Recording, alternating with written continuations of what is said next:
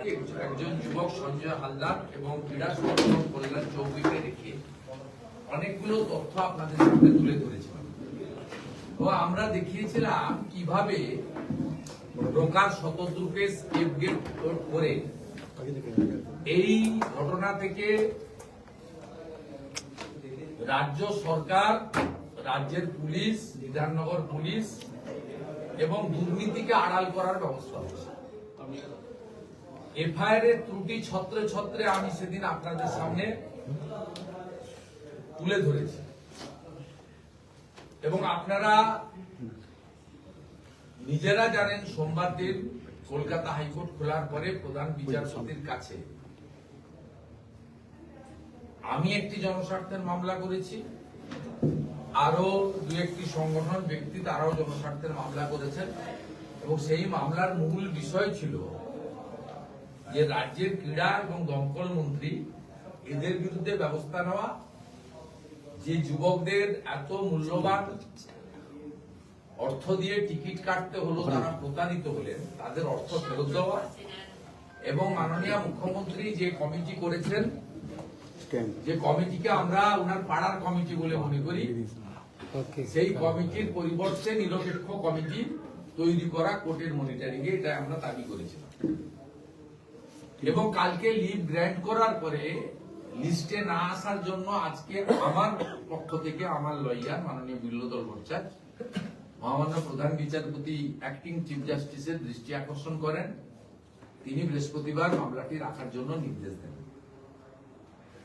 তারপরে অবসরপ্রাপ্ত বিচারপতি অসীম রায়ের নেতৃত্বে মমতা ব্যানার্জি যে কমিটি করেছিলেন, সেই কমিটি একটি রিপোর্ট আমরা বিশ্বস্ত সূত্রে জানতে পারি, তারা একটি রিপোর্ট রাজ্য সরকারকে জমা দেয় এবং বলে সিট গঠনের সুপারিশ করা।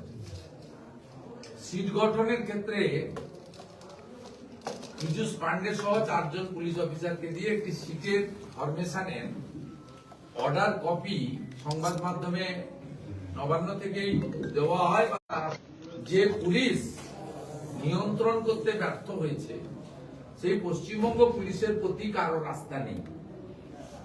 কারণ শতদ্রুর সঙ্গে যদি মনোজ বার্মার ছবি প্রকাশ পায়, শতদ্রুর সঙ্গে যদি মুখ্যমন্ত্রীর ছবি প্রকাশ পায়, তার মাথায় যদি এত বড় বড় প্রভাবশালীদের আশীর্বাদ এবং হাত থাকে, সেক্ষেত্রে এই রাজ্য সরকারের মনোনীত 4 জন আইপিএস এর নেতৃত্বে যে সিট, তারা কখনোই নিরপেক্ষ তদন্ত করতে পারেন না।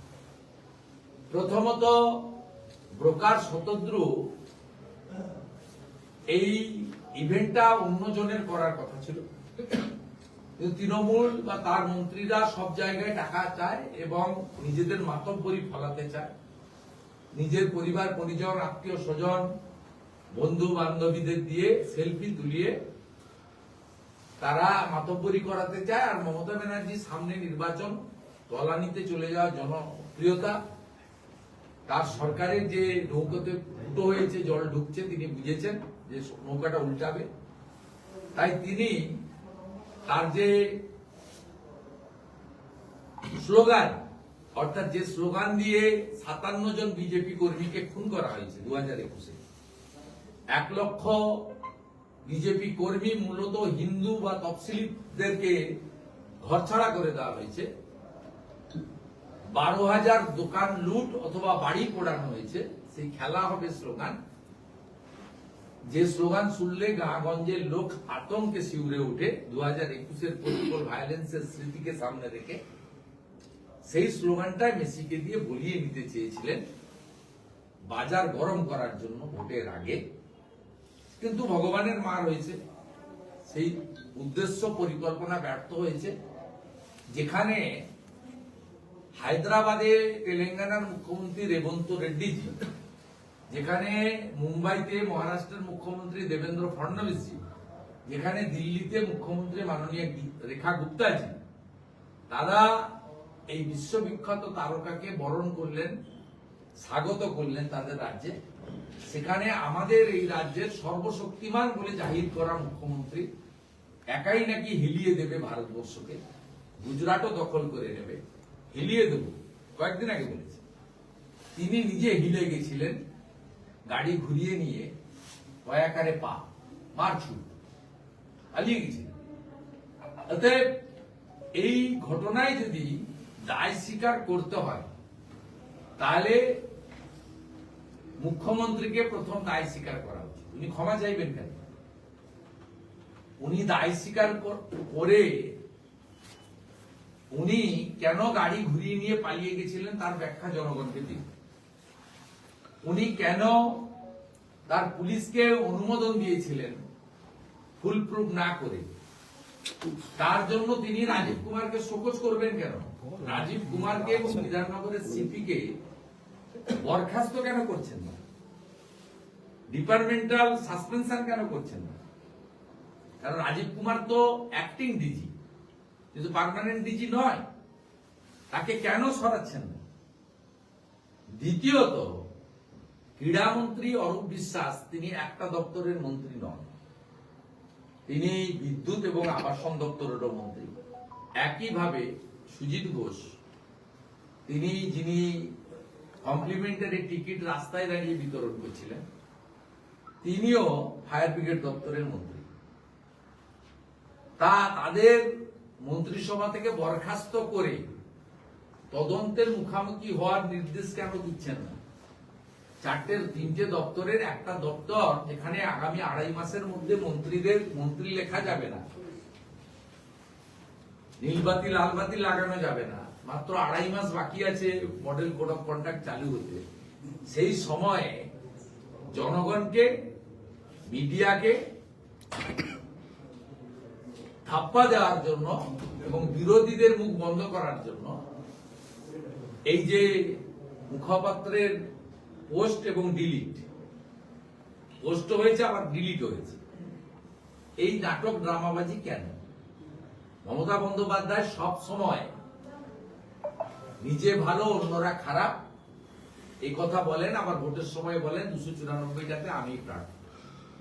একাধিক উদাহরণ রয়েছে। সারদার মেন বেনিফিশিয়ারি ছিলেন মমতা ব্যানার্জি, সুদীপ্ত সেনকে জেলে পুরেছিলেন, রাজীব কুমারকে দিয়ে তথ্য প্রমাণ লোপাট করেছিলেন, অন্যের ঘাড়ে বন্দুক রেখে নিজে বেঁচেছেন। একইভাবে আরজি করের ঘটনায় সঞ্জয়কে জেলে পাঠিয়েছেন, সন্দীপ ঘোষ বিনীত গোয়েলদের আড়াল করেছেন। একইভাবে কেষ্টমণ্ডলের মাথায় অক্সিজেন কম যায়, ওর পিছনে লেগে আছে ছেলেটার পিছনে, আপনিই বলেছিলেন। আবার গ্রেপ্তার হওয়ার পরে হাত তুলে নিয়েছিলেন। আবার জামিনে মুক্ত পাওয়ার পরে বোলপুরের আইসির মাকে, স্ত্রীকে ধর্ষণ করবে বলার পরেও তাকে পুরস্কার দিয়েছেন। ঠিক একইভাবে শাহজাহানের ক্ষেত্রে বিধানসভায় দাঁড়িয়ে বলেছেন যে ভোটের সময় শাহজাহানকে এরা আটকে রাখতে চায়। সেই শাহজাহানের কীর্তিকলাপ ক্রমশ মানুষ দেখতে পাচ্ছে। জ্যোতিপ্রিয় মল্লিকের ক্ষেত্রেও বলেছিলেন বালুকে ফাঁসানো হচ্ছে। 14 বেহালাতে দাঁড়িয়ে বলেছিলেন যে পার্থ এত টাকা রেখেছে, চুরি করেছে, আমি জানতাম না। আপনি বলেছেন।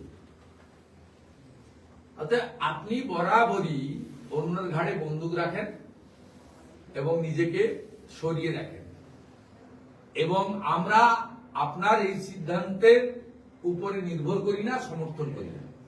পশ্চিমবাংলার মানুষ আপনার অপসারণ চায়, অরূপ সুজিতের গ্রেপ্তার চায়, এবং পশ্চিমবাংলার মানুষ মহামান্য অ্যাক্টিং চিফ জাস্টিসের নেতৃত্বে হাইকোর্টের হস্তক্ষেপ চায়। আগামী বৃহস্পতিবার হাইকোর্ট এই মামলা রেখেছে। বিভিন্ন ইস্যুতে পশ্চিমবাংলায় দুর্নীতি, স্বেচ্ছাচারিতা, অনিয়ম বেনিয়ম ইত্যাদির ক্ষেত্রে হায়ার জুডিশিয়ারি ত্রাতার ভূমিকা নিয়েছেন।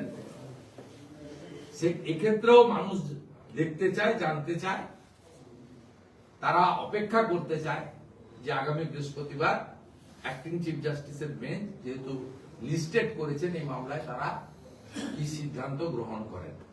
আমরা অসীম রায়ের নেতৃত্বে তৈরি হওয়া মমতা ব্যানার্জির মন গড়া কমিটি মানি না, তার সিট গঠনের সুপারিশ মানি না। পীযূষ পান্ডে সহ 4 আইপিএস অফিসার, যারা মূলত মমতা ব্যানার্জির দাবেদারি করা আইপিএস অফিসার, বিভিন্ন ইস্যুতে মমতা ব্যানার্জির হয়ে প্রেস কনফারেন্স করা থেকে অনিয়ম বেনিয়ম করা, এই লোকেদের দ্বারা, মমতার স্থাবকদের দ্বারা কোনো সিট নিরপেক্ষ তদন্ত করতে পারে না এবং অবিলম্বে চিটেড যুব সমাজের অর্থ যে কদিন গেল সুদ সহ, এই 4-5 দিনের সুদ সহ ফেরতের দাবি বিরোধী দল নেতা করছে। কোন প্রশ্ন আছে? দাদা, যেখানে আপনি যাবেন একটু পরে মিটিং এ, সেখানে অবৈধ বালির বিরুদ্ধে আন্দোলন করেছিলেন অগ্নিমিত্রা পাল এবং তাকে তারপর সেখানে ঢুকতে দেওয়া হয়নি, তাকে আটকে দেওয়া হয়েছে এবং ব্যাপক অবস্থা সৃষ্টি হয়েছে। সেটা নিয়ে কে করেছে আপনি জানেন? বলাই পাঞ্জা, এখানকার নবজাস বালি মাফিয়া। ঠিক আছে, মলয় পাঞ্জা আরেক মলয়ের ছাতা। সবাই মুখ্যমন্ত্রী ভবানীপুরে তার বুথে নাম 127 জনের নাম বাদ গেছে, আর আপনার একটা বুথে 11 জনের নাম বাদ গেছে। যে বুথে উনি ভোট দেন সেই বুথে উনার 127 জন নাম বাদ গেছে। এটা একটা খুব বড় সংখ্যা। একটা বুথে 800 থেকে 1200 ভোটার থাকে, সেক্ষেত্রে 127টি নাম বাদ যাওয়া মানে শতকরা 10%-রও বেশি নাম, খুব বড় সংখ্যা। এবং উনি যে ভুয়া ভোট নিয়েই ওখানে যেতেন, এত প্রমাণ হয়েছে, 46,000 নাম বাদ গেছে। আর একটা বুথে 8-10 জন স্বাভাবিক, বিবাহ হয়ে কোন বোন অন্য জায়গায় চলে গেছেন, শিফটেড, ইতিমধ্যে কেউ মারা গেছেন অসুস্থ হয়ে, অ্যাক্সিডেন্ট হয়ে, স্বাভাবিক। অতএব স্পষ্টভাবে প্রমাণ হচ্ছে মূল যে ভোটার বাদ গেছে প্রায় 46,000, মুখ্যমন্ত্রীর বুথে 127 জন বাদ দেওয়ার মধ্য দিয়ে প্রমাণ হয়েছে কলকাতাতে যে তৃণমূলের সাফল্য, এর পিছনে ভুয়া ভোটারদের একটা বড় অবদান আছে। 24 পরগনাতে তো বাদ গেছে প্রায় 8 লাখ করে, দুটো 24 পরগনাতে। দেখুন, আমি কয়েকদিন ধরেই বলছি, এটা নিয়ে এক্ষুনি কনক্লুশনে যাওয়া ঠিক হবে না। কারণ ইলেকশন কমিশন আগামী 1 মাস ধরে অনেকগুলো পদ্ধতি নিয়েছেন। এক, বিএলওরা বুথে বসবেন। 2 হচ্ছে ইলেকট্রনিক সিস্টেমে দিয়েছে, আপনি জানতে পারবেন আপনার নাম আছে কিনা, নিজেই দেখে নিতে পারবেন। 3 হচ্ছে নাম বাদ চলে গেছে 6 নম্বরে আবেদন করা, ভুয়া নাম রয়ে গেছে 7 নম্বরে কাটার জন্য আবেদন করা, শিফটের 8 নম্বর আবেদন করা, তাদের হিয়ারিং করা। এই প্রক্রিয়াটা আগামী 15ই জানুয়ারি পর্যন্ত চলবে। কিন্তু ইনিশিয়ালি 58 লক্ষের বেশি ভোটার নাম বাদ যাওয়া, যারা 2024-এ ছিলেন, এবং 2024-এর ভোটে তৃণমূলের সঙ্গে বিজেপির ডিফারেন্স মাত্র 21 লক্ষ। আমরা 2,33,27,000 আর ওরা 2,75,00,000 আশেপাশে, অর্থাৎ 41 লক্ষ সামথিং ভোটারের গ্যাপ ছিল। সরাসরি লড়াই, যেহেতু সিপিএম ভোট কাটার কাজটা করে, কংগ্রেস তো আরো ছোট পার্টি, ভোট কাটার কাজ করে। মূলত তৃণমূল ভার্সেস বিজেপির যে লড়াই পশ্চিমবঙ্গে হচ্ছে, তাতে আমাদের সঙ্গে ওদের ডিফারেন্স ছিল 21 লক্ষ। 58 লক্ষ ভোট বাদ দেওয়ার মধ্য দিয়ে প্রমাণ হয়েছে যে ভারতীয় জনতা পার্টির সঙ্গে ওদের কোনো ডিফারেন্স এই মুহূর্তে নেই।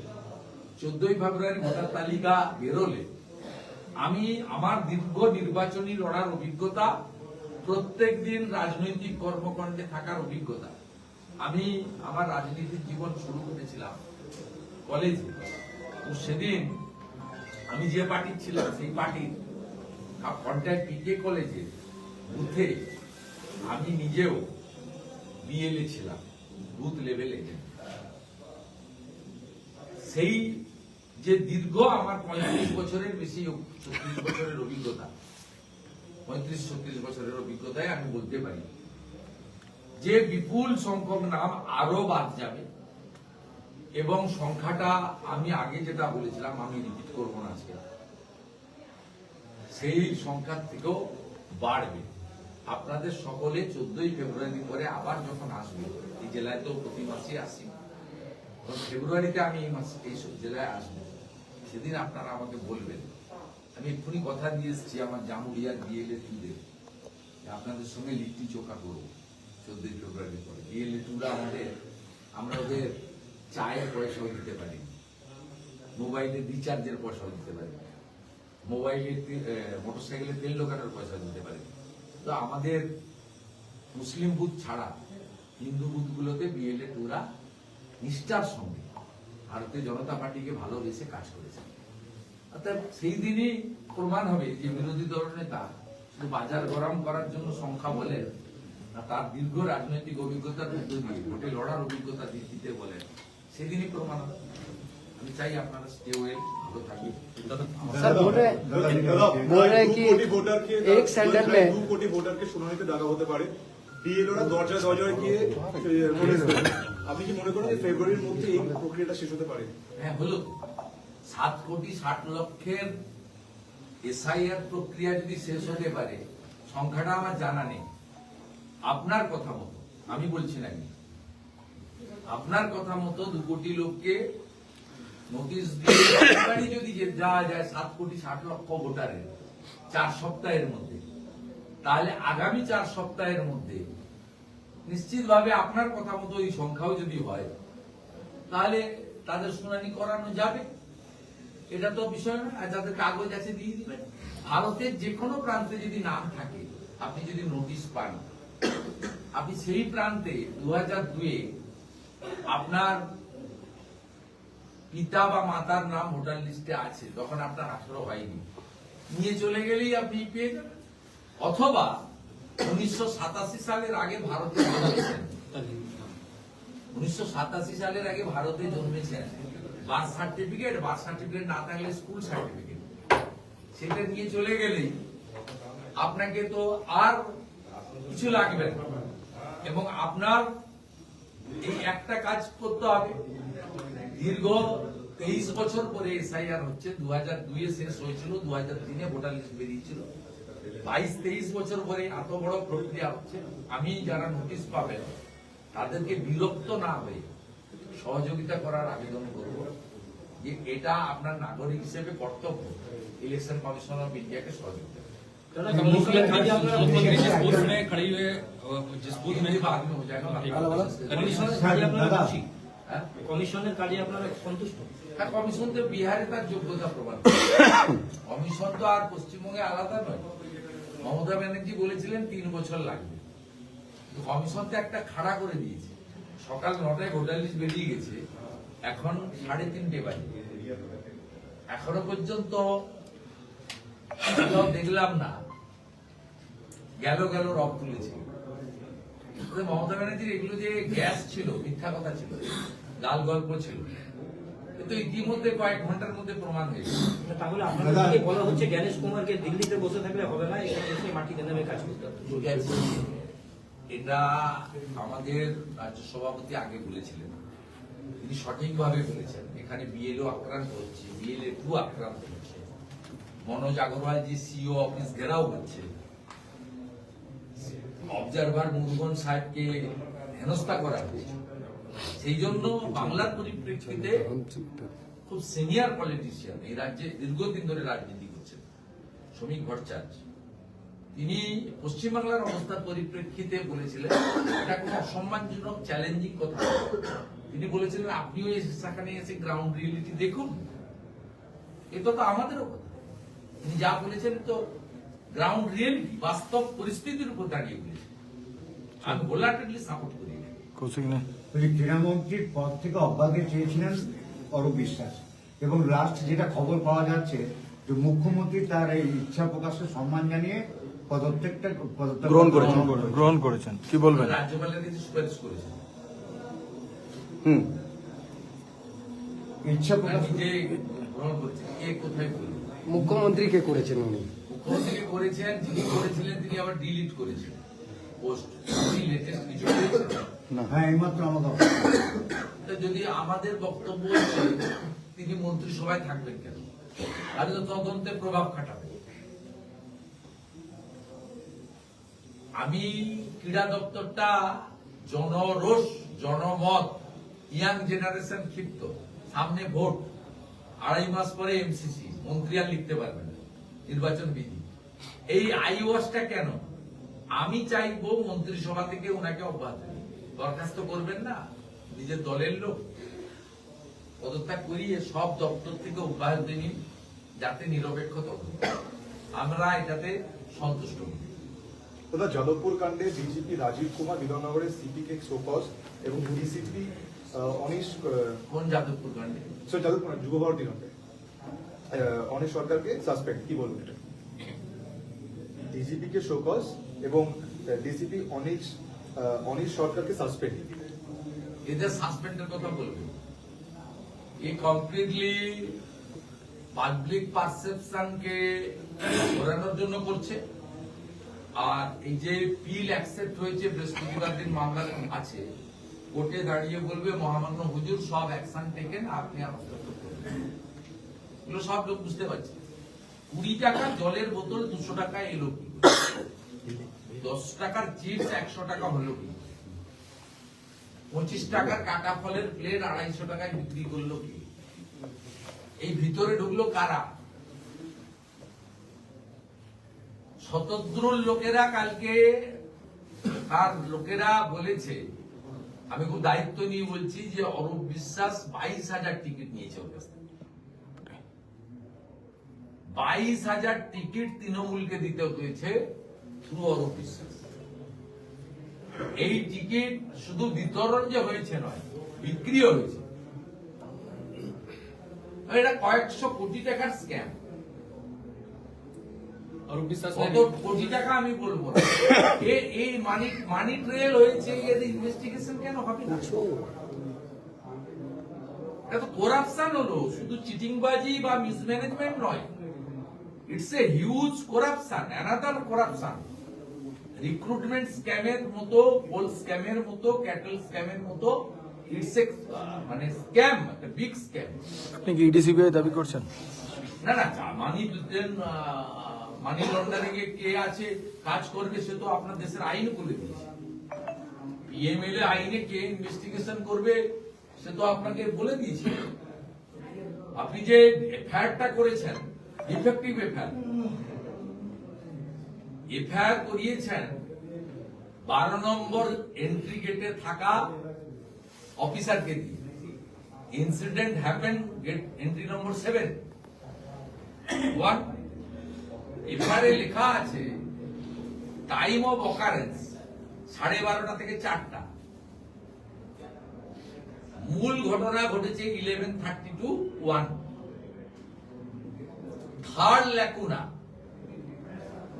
আপনি শতদ্রুকে সিঙ্গেল অ্যাকিউজ করেছেন এবং সিআরপিএফ কে অ্যাকিউজ করেছেন যে তারাই মিসম্যানেজমেন্ট ধাক্কাটা কি করে গন্ডগোল করেছে।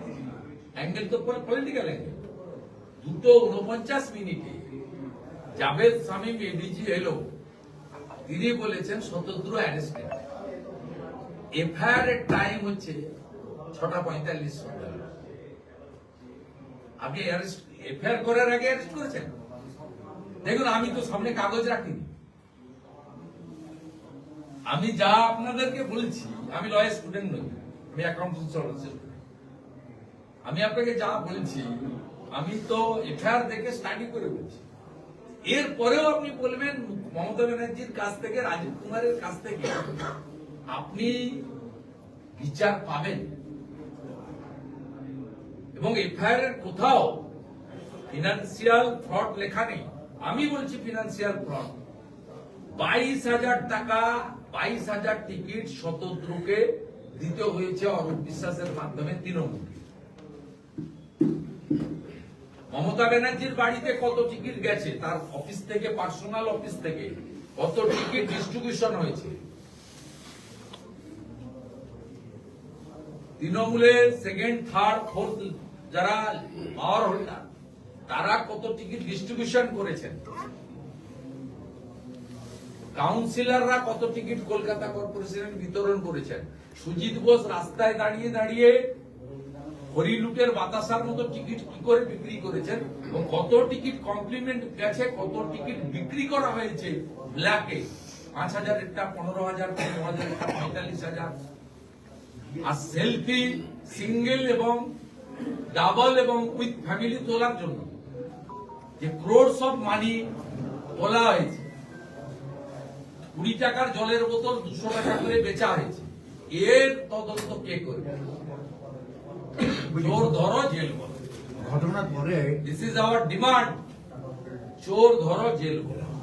ঘটনার পরে যে সমস্ত পদক্ষেপ গ্রহণ করা হলো সেটাকে কি আপনি রাজধর্ম পালন বা না, না। নাকি ভোটের আগে ভোট ধর্ম একটা পালন। ইমেজ ভোট বাঁচানোর ধর্ম লড়াই? পালন কলকাতা হাইকোর্টের উচ্চ আদালতকে তাদেরকে ধোঁকা দেওয়ার চেষ্টা, সাথে সাথে ইয়াং জেনারেশনের মধ্যে যে ক্ষিপ্ততা সেটাকে প্যাসিফাই করে এবং হয়তো ওয়ান ফাইন মর্নিং বলে টাকা ফেরত করছি, কারণ অনেক জায়গায় টাকা ফেরত করে, কিন্তু টাকা ফেরত করানোর ক্ষেত্রে টাকা চিটারদের কাছ থেকে আদায় করে কেন ফেরত হবে? অরূপ, সুজিত এবং শতদ্রুর কাছ থেকে কেন টাকা আদায় করা হবে? এটা আমাদের বক্তব্য। আপনি ট্যাক্সের টাকা এক্ষুনি কালকে বলবেন যে আমি পশ্চিমবঙ্গ সরকারের এক্সচেকার থেকে 50 কোটি টাকা দিয়ে দিচ্ছি, যারা টিকিট চিট হয়েছে তাদের দিয়ে দিন। এটা কেন দিবেন? এই 50 কোটি টাকা তো আমরা হসপিটালে স্ক্যান মেশিন, এমআরআই মেশিন, ভালো ওষুধ দেওয়ার জন্য দাবি করব। এটাকে কেন দিবেন? কেন টাকা আদায় করা হবে না চোরেদের কাছ থেকে? 15 দিন জেলে রাখবেন, সব media out of sight out of mind হয়ে যাবে, ছেড়ে দেবেন ওয়ান ফাইন মর্নিং। কারণ আপনার এফআইআরটাই তো ডিফেক্টিভ। অর্থাৎ আপনার সরকার, আপনার পুলিশ, আপনার মন্ত্রীদের উপরে কারোর কোনো আস্থা নেই। তা আমরা আপনার নেতৃত্বাধীন রিটায়ার্ড জাস্টিস অসীম রায়ের সুপারিশ মানি না, ওই কমিটিকেও মানি না। अरूप विश्वास स्पोर्ट्स में